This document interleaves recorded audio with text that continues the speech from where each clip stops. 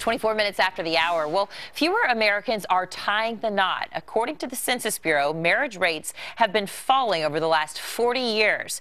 But now a new study says you're more likely to put a ring on it if you have a college degree and some economic stability. So does one actually have to do with the other? Joining us now is the executive director of the Independent Women's Forum, Sabrina Schaeffer. Good morning to you. Good morning.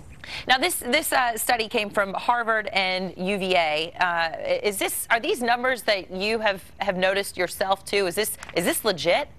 Yeah, this unfortunately is a trend that we have been seeing. Charles Murray has written about it. Kay Heimowitz of the Manhattan Institute has written a great book about this problem.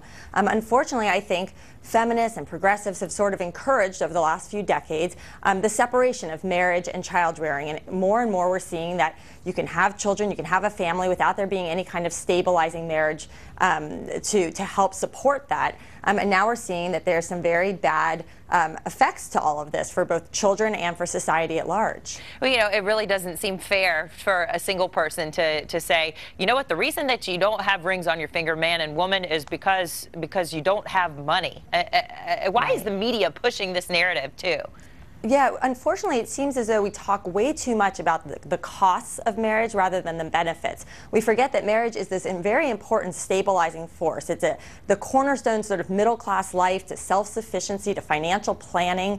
And the idea that we should reserve that only for the educated or only for the wealthy is terrible. It's really creating this tremendous rift, this tremendous caste system, as Kay has talked about, between the wealthy and the poor. And certainly happiness can come from stability. It can be found in that for both a man and a woman, and for children too, the need to have that stability in their home life from a mother and from a father. What is this going to do to our society if this trend continues? Yeah, that is the biggest concern, because even if we lose marriage as an institution, the need that marriage provides is not going to go away. So we have to ask, what is going to step in to fill that role? And unfortunately, I think that's where we see government playing a bigger role. Government takes on the role of father, of spouse.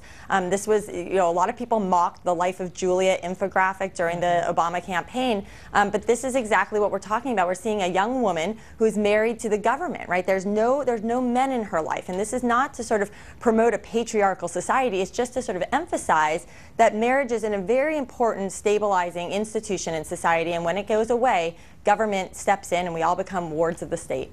All right. Thank you so much for your time, Sabrina Schaeffer. We appreciate it. 26 minutes after the hour now. Coming up on Fox and Friends, a woman